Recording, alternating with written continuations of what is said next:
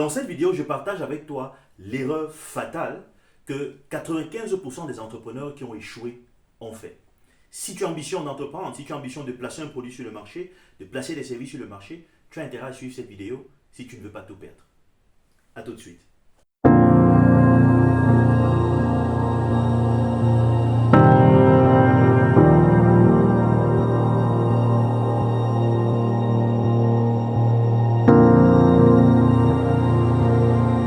Salut à toi, si tu me suis pour la première fois, moi c'est Arnaud de Wine Investor. Ici je te parle d'investissement et d'entrepreneuriat afin de te motiver à sortir aussi de ta zone de confort pour te garantir une indépendance financière et de par cela contribuer considérablement à l'empreinte de la communauté dans la diaspora et sur le continent africain.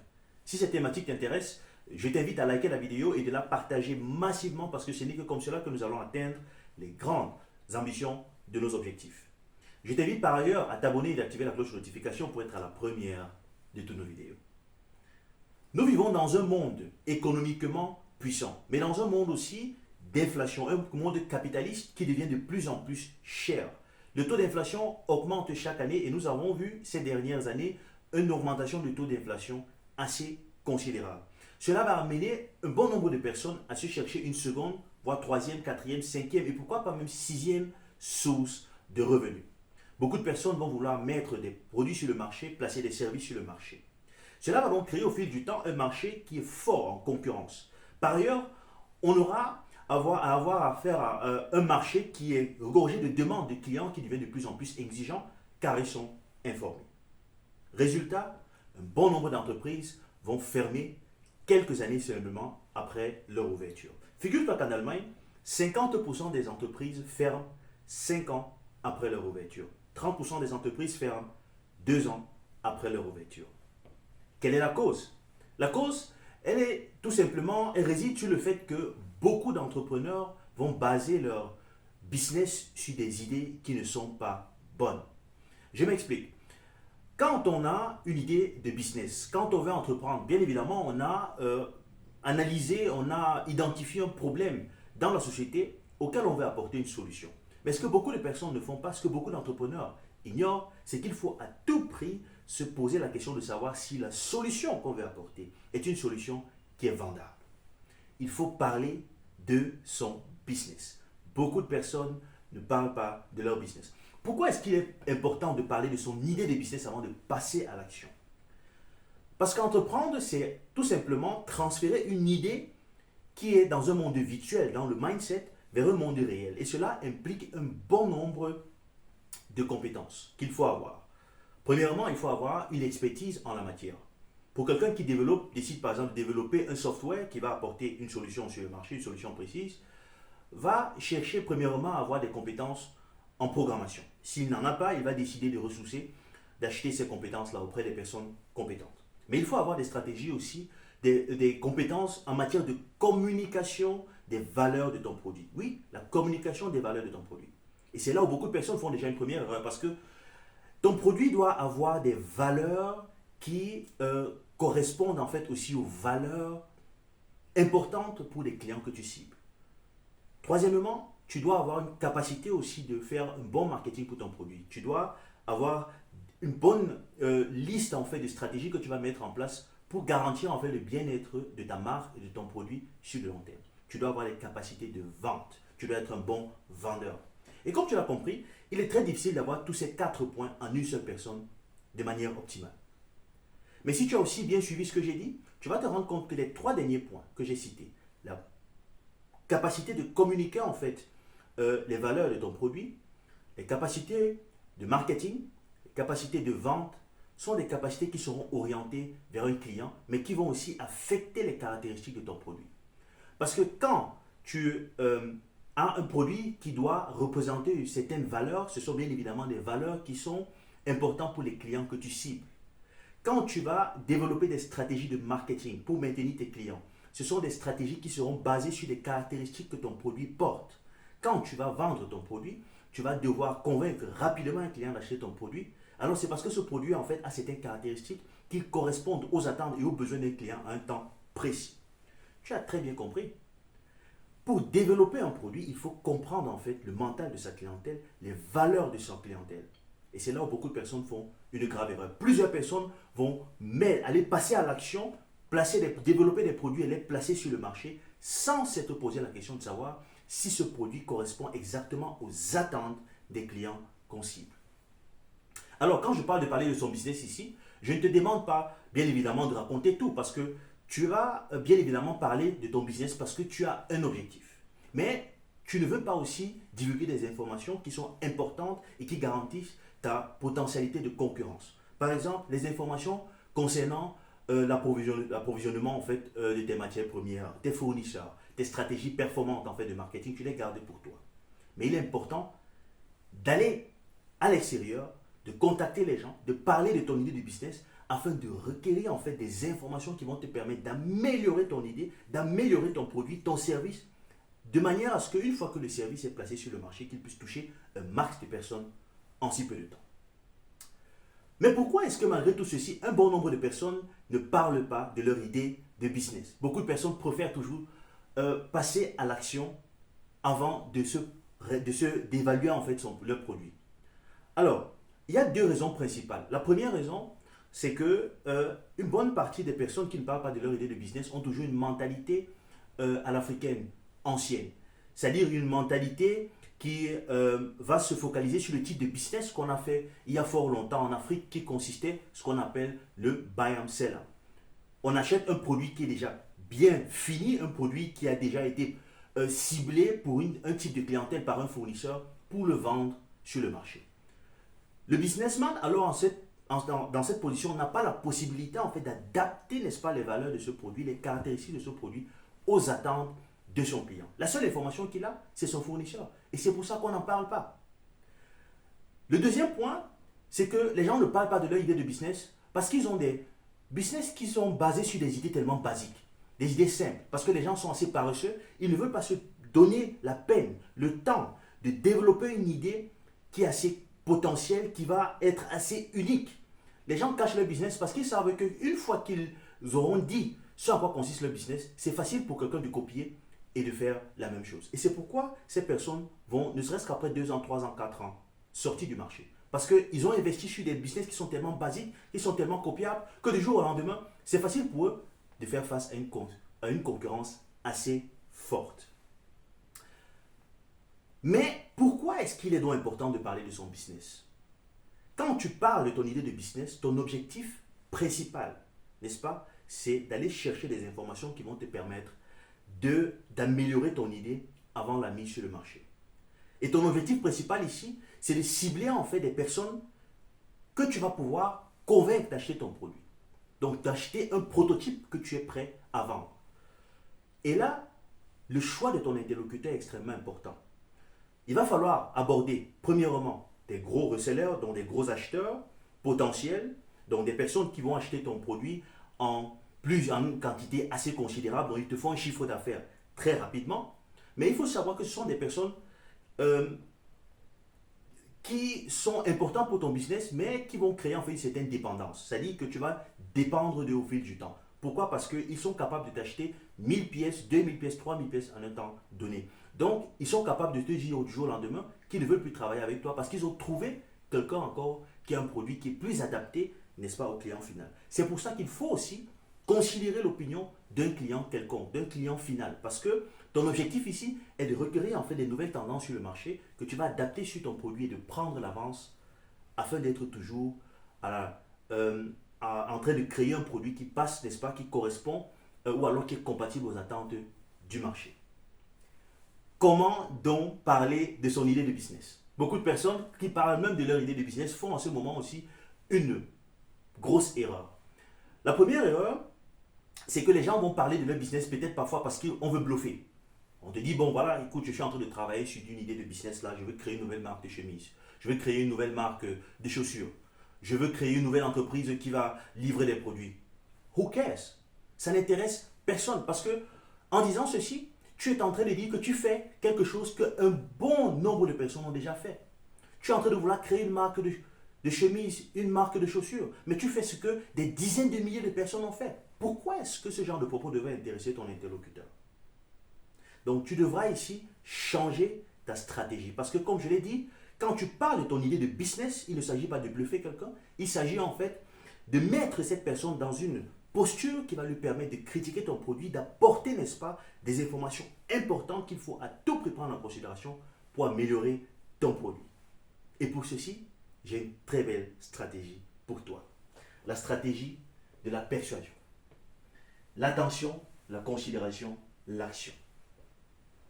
Quand on veut parler de son idée de business, on doit se mettre dans la tête qu'on est en train de parler à un potentiel client. Parce que l'objectif ici est qu'à la fin de ses propos, à la fin de la présentation de son idée de business, que l'interlocuteur puisse dire, dès que ton business sort sur le marché, lorsque ton produit sort sur le marché, j'achète. Ou alors, est-ce qu'il est possible d'avoir peut-être 100 ou 200 ou peut-être même 1000 pièces de ton produit avant que le produit ne soit introduit sur le marché, parce que je vais être le premier propriétaire de tes produits, je vais distribuer tes produits, je vais déjà être un partenaire. Quand on parle de son business aussi, on veut chercher des partenaires. Donc il faut pouvoir convaincre. Personne ne deviendra ton partenaire si lui-même n'est pas capable d'acheter ton produit. La première des choses quand on parle de son business, c'est de se fixer l'objectif, n'est-ce pas, de vendre ce prototype. Certes, ce n'est pas encore un produit fini, ce n'est pas encore un service qui est bien défini, mais déjà, le prototype qu'on a doit être capable de captiver l'attention de quelqu'un, de captiver en fait l'attention de tout client, de tout partenaire, afin que celui-ci puisse non seulement donner des idées qui puissent permettre d'améliorer le produit, mais surtout de chercher aussi à investir. En quoi consiste donc cette stratégie? Le premier point qui est l'attention, n'est-ce pas, quand on aborde un potentiel client, c'est de captiver, évidemment, comme le nom le dit, son attention. Parce que beaucoup de personnes parlent. Surtout dans la vente, on aborde un client, on se met à parler. Mais on ne cherche pas à comprendre ou à savoir si le client, si on a vraiment toute l'attention du client. Parce qu'on est en train de vouloir, n'est-ce pas, demander indirectement à quelqu'un de nous dire comment est-ce qu'on peut améliorer un produit. Mais il faut que cette personne soit en capacité de nous suivre. Donc il faut que la personne soit dans une bonne condition physique et psychologique pour qu'il puisse bien évidemment écouter ce qu'on veut dire. Donc pour attirer son attention, on va apporter des arguments logiques. Je vais prendre l'exemple ici, pour être clair, de quelqu'un qui décide, dont l'idée de business consiste à faire des chips de banane plantain.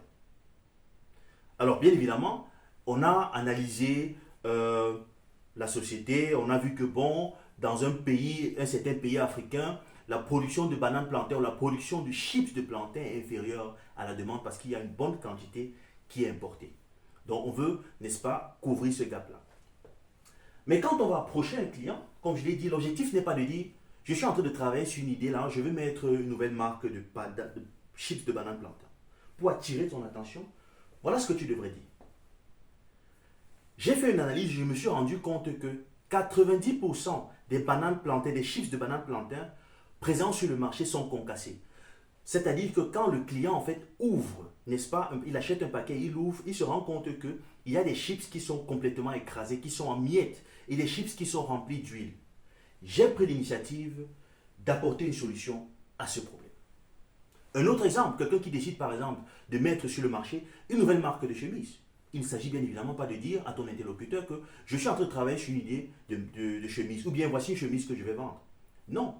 90% des chemises qui sont présentes sur le marché, surtout dans des pays à climat chaud, retiennent surtout au niveau des aisselles beaucoup de traces de transpiration.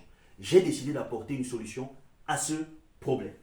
Ici, on a captivé l'attention de l'interlocuteur.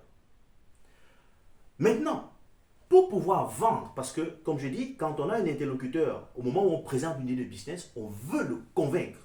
On veut que cette personne achète le produit ou que cette personne soit prête à investir. Donc, il faut bien évidemment que la personne sache en quoi est-ce que ta solution, n'est-ce pas, consiste. C'est bien beau de dire que, voilà, ici, on va apporter une solution, mais il faut expliquer ce en quoi la solution consiste. Et dans la considération, comme le mot le dit, il faut considérer le client. Parce qu'un client qui achète ton produit, c'est parce qu'il te considère. Et pourquoi il te considère? Tout simplement parce que tu as d'abord cherché à savoir quels sont ses problèmes, quels sont ses besoins. Parce que tu apportes une solution. Et une solution doit être adaptée au client. Et c'est là où beaucoup de personnes font l'erreur. Parce qu'ils présentent des solutions, mais des solutions qui ne correspondent pas aux problèmes et aux besoins d'un client. Les gens vendent les solutions à leurs problèmes à eux, mais ils ne vendent pas des solutions aux problèmes de leurs clients. Donc ta stratégie ici va être au niveau de la considération de comprendre les problèmes de ton client et de lui montrer que tu es capable de résoudre ces problèmes. Donc à ce niveau, on va bien évidemment jouer sur les attraits émotionnels. En matière de vente, on a beaucoup plus la peur, peut-être de perdre de l'argent, de faire une mauvaise affaire, mais surtout on a des besoins. On a des besoins, des problèmes. Et pour rester sur l'exemple, par exemple, de celui qui fait les chips, il va donc au niveau de la considération développer un peu les causes et surtout les inconvénients du statu quo, c'est-à-dire de ce qu'on a sur le marché. L'exemple des chips qui sont concassés, on va expliquer ici que ces chips sont concassés premièrement parce qu'ils sont faits en utilisant une très mauvaise huile, déjà qui est très riche en cholestérol, donc ce qui a un effet néfaste sur la santé. Deuxièmement, c'est une huile qui est utilisée longtemps. Les gens ne changent pas l'huile. C'est pour ça que dans les chips, quand on les met dans les sachets, les chips ont encore beaucoup d'huile dedans, donc ils se fritent rapidement. Donc là, ici, on est en train de jouer sur l'aspect émotionnel. Pourquoi? Parce qu'on crée une certaine peur.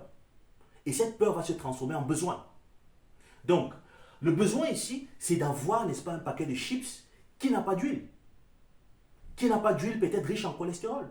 Un paquet qui est des chips qui sont faits en utilisant une huile qui est régulièrement changée. Donc, mais pour apporter des solutions, il faut d'abord que le client comprenne un problème. Qu'il sente que s'il se met à sa place, à la place de celui qui achète un paquet de chips, qui est le paquet de chips qu'il y a sur le marché, que celui-là fait face à un problème. Et il y a un besoin, n'est-ce pas, de changer l'état actuel du produit sur le marché. Si on prend l'exemple de celui qui veut mettre une chemise sur le marché, il va à ce moment dire que les chemises, bien évidemment, gardent les traces au niveau des aisselles. Pourquoi? Parce que la plupart des chemises sont faites en utilisant une matière première qui absorbe beaucoup plus de chaleur et ça pousse à ce que les gens doivent laver leur chemise 2 fois plus que la chemise que je vais mettre sur le marché.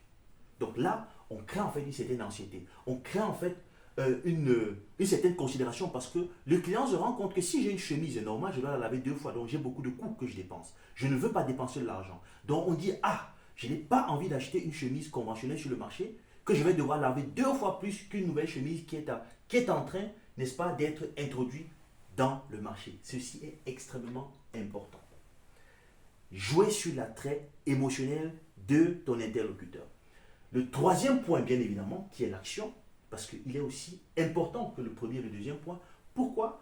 Tout simplement parce qu'il va te permettre, en fait, au niveau de la conversation, de créer un cycle qui va te permettre de rôder sur ces 3 aspects extrêmement importants et vont, au fil du temps, mettre ton interlocuteur dans une zone de confiance, n'est-ce pas, afin qu'il puisse accepter ton produit, quel que soit le produit que tu lui vends. Donc, à partir d'ici, alors, avant d'arriver à l'action, une fois qu'on a soulevé ces problèmes, on a créé cette peur, on propose maintenant des solutions. La solution, par exemple, pour le paquet de chips ici, peut être, premièrement, de dire qu'on va utiliser une huile qui n'est pas très riche en cholestérol. On va s'assurer que chaque huile qui est utilisée pour faire des fritures de bananes plantains, de chips de bananes plantains, n'est pas utilisée pendant un certain nombre d'heures. On va utiliser un procédé de séchage automatique, c'est-à-dire qu'une fois que les chips sortent de la friteuse, qu'ils passent par un séchoir automatique qui va, n'est-ce pas, avec, n'est-ce pas, du vent ou je ne sais quelle technologie, n'est-ce pas, sortir en fait l'excès en huile qui reste dans les chips. Ok? Pour la chemise, c'est pareil. On va créer un matériel, on va utiliser un matériel qui est un alliage de coton avec un autre matériel qui fait en sorte que, par exemple, la chemise ne retient pas les traces.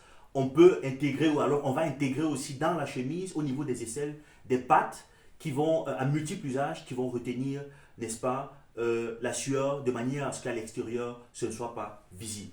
Voilà donc des solutions qu'on propose ici. Mais il faut d'abord créer cette peur. Parce que plus on crée la peur, plus la personne perçoit, n'est-ce pas, l'importance de la solution qu'on est en train de proposer.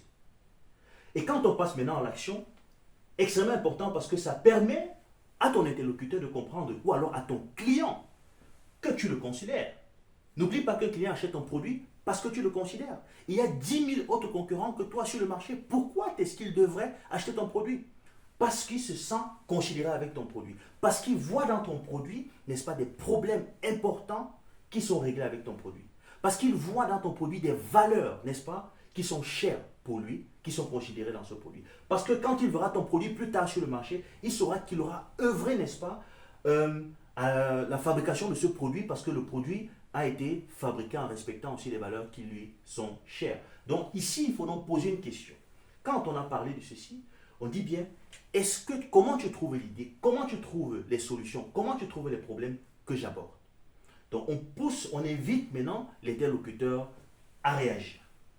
Donc à partir d'ici, un interlocuteur, parce que n'oublions pas, l'objectif n'est pas seulement d'émerveiller et de bluffer quelqu'un. L'objectif est d'obtenir des informations, n'est-ce pas, qu'on n'a pas eu la possibilité d'intégrer dans son produit afin de l'améliorer avant de le mettre sur le marché.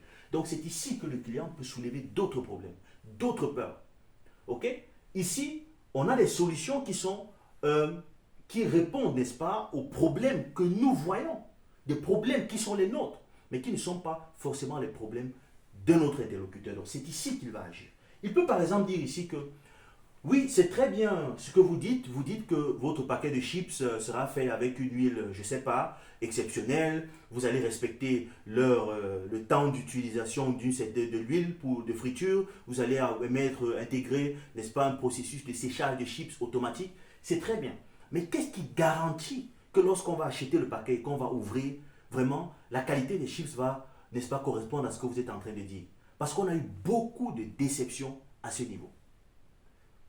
Parfois, on achète des chips parfois qui sont chers, qui coûtent 5 fois, 6 fois cher, plus que les chips qu'on a l'habitude d'acheter conventionnellement. On se rend toujours compte qu'à ce niveau, quand on ouvre le paquet, on a des chips qui sont concassés, de mauvaise qualité.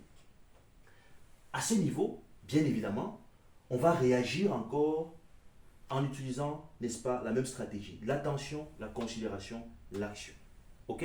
On fait tourner ce cycle plusieurs fois. On peut réagir en disant ici que bien, nous allons mettre ici une stratégie, ou bien, comme j'ai dit, ici on argumente avec des chiffres. Donc on peut dire que selon notre analyse, 95% des acheteurs qui ne sont pas satisfaits, mais qui sont remboursés, restent fidèles à une marque. On attire l'attention ici. 95% des acheteurs qui achètent un produit et ne sont pas satisfaits, mais sont remboursés, restent fidèles à une marque. Ok? Mais ici, maintenant, on passe à la considération. C'est pourquoi nous avons, dans notre méthode de marketing, intégré, n'est-ce pas, un système du tracking, en fait, de la recommandation de nos clients. C'est-à-dire que quand un client a acheté notre produit, il va, bien évidemment, donner en fait une recommandation si le produit est bien. Il va expliquer pourquoi est-ce qu'il pense que le produit est bon. Il va expliquer pourquoi il pense que le produit n'est pas bon. Ce qui nous permet, bien évidemment, au fil du temps, de prendre des mesures pour améliorer notre produit. Ce que beaucoup d'autres fabricants de chips sur le marché ne font pas. Ainsi de suite. Et on pose encore une question. Qu'est-ce que tu en penses de cette idée? Bien évidemment, à ce niveau, on n'est pas obligé de dire au client comment est-ce qu'on va solutionner le problème qu'il a dit. Parce que n'oublie pas que le client que tu vas rencontrer dans la rue peut être un potentiel concurrent. Mais au moins, on a eu un problème qu'on doit résoudre. Une solution ici qu'on peut intégrer, bien évidemment, c'est de faire des emballages du paquet de chips qui sont d'un côté colorés, de l'autre côté transparents. Ce qui fait que quand le consommateur prend le paquet de chips dans une boutique, il a la possibilité de voir déjà du côté transparent si les chips, bien évidemment, sont de bonne qualité. Donc tu vois que celui qui n'a pas pris la peine de parler de son idée de business va peut-être aller en Chine, commander, n'est-ce pas, une quantité de plastique d'emballage pour, je ne sais pas, 100 000 emballages, pour se rendre compte, quelques mois après avoir introduit son produit, que l'emballage ne correspond pas au marché. Voilà pourquoi beaucoup de personnes ferment après avoir ouvert leur business. Donc, voici donc ce en quoi consiste cette stratégie de persuasion, cette stratégie, n'est-ce pas, d'aborder un client, d'expliquer en fait ses ambitions à un client et d'amener le client à participer pour qu'il se sente de plus en plus considéré. L'attention, la considération, l'action. J'espère que cette vidéo t'a apporté une valeur et qu'elle va te permettre de mieux paramétrer ton business, de mieux préparer ton business avant de passer à l'action. Like et commente, dis-moi si tu aimes ce type de vidéo pour que j'en fasse davantage. Je te donne rendez-vous à ma prochaine vidéo. Jusque là, ciao.